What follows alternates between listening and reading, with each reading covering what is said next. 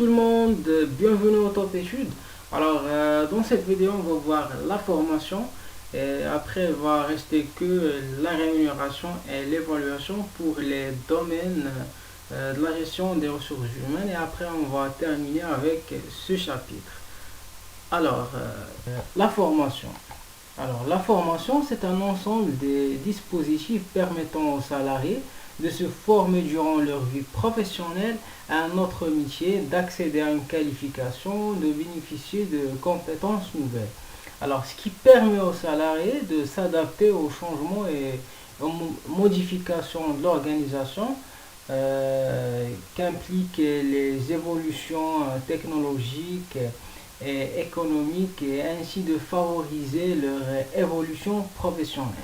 La formation, ça reste pour les entreprises un investissement parce que c'est une activité à valeur ajoutée qui favorise l'adaptation et la flexibilité des salariés afin d'améliorer et augmenter la qualité du travail. Les objectifs de la formation. D'abord, la formation s'intègre au cœur du processus de gestion des ressources humaines et aussi elle est liée aux orientations des entreprises. Donc, elle contribue à atteindre des objectifs clés tels que l'apport de solutions à la planification stratégique et aussi on peut ajouter la concrétisation de la mission de l'organisation, l'augmentation de l'efficacité et l'efficience de l'entreprise par rapport à la performance, la qualité et la polyvalence, l'accroissement des connaissances, une meilleure adaptabilité des salariés et la facilitation de l'intégration du progrès technique, que ce soit des équipements, des modifications des modes de gestion, etc.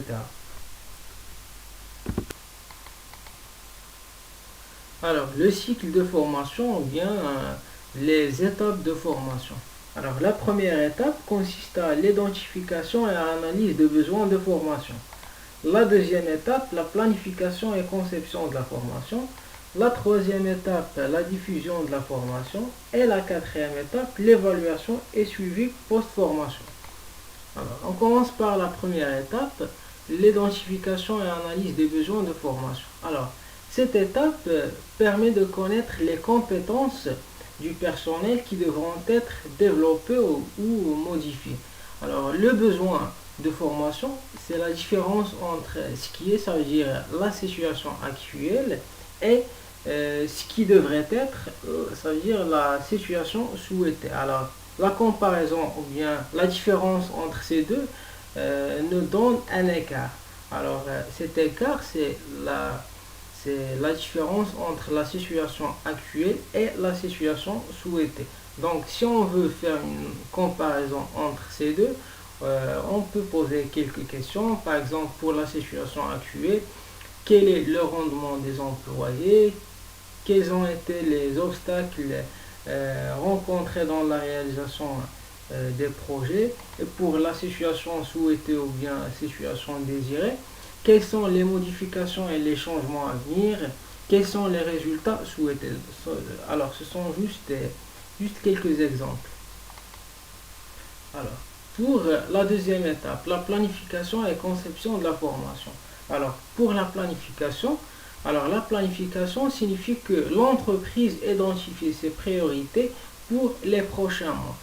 Par exemple, si l'entreprise a des priorités à faire, par exemple, il souhaite effectuer une meilleure gestion de projet pour atteindre ses objectifs de vente ou bien a une priorité de sensibiliser les salariés au travail en équipe, c'est-à-dire travail de collaboration. Voilà. Et pour la conception, c'est que les entreprises peuvent la faire en interne ou avoir un recours à un consultant pour élaborer en collaboration avec les responsables des ressources humaines le contenu spécifique de formation. La formation peut faire appel à une variété de techniques d'enseignement. Ça peut être un entraînement à la tâche, formation magistrale avec expérience pratique, formation assistée par ordinateur, etc. Ça dépend les manières bien les techniques d'enseignement de la formation. Alors, pour la troisième étape, la diffusion de la formation. Alors, une fois que le contenu de la formation a été développé, l'entreprise doit veiller à une diffusion efficace. Alors, ça veut dire qu'il faut juste prévoir le matériel nécessaire pour favoriser le succès des activités de formation. Alors, la quatrième étape, l'évaluation et suivi post-formation. Alors, la diffusion d'une activité de formation occasionne des investissements importants en énergie, en temps, en argent et en ressources pour l'entreprise. Alors, elle est donc essentielle pour l'organisation de procéder à une évaluation de la formation et de mesurer les rendements obtenus sur ces investissements. Alors, donc, on peut dire que l'évaluation de la formation permet de vérifier si les objectifs fixés au départ ont été atteints en comparant les objectifs d'apprentissage aux résultats obtenus. Ça veut dire la situation de départ à la nouvelle situation. Voilà, c'est tout ce qui est en rapport avec la formation, les objectifs de la formation et les étapes de la formation. Alors, la prochaine vidéo, on va finir ce chapitre des différents domaines de la gestion des ressources humaines par la présentation de la rémunération et l'évaluation. Merci.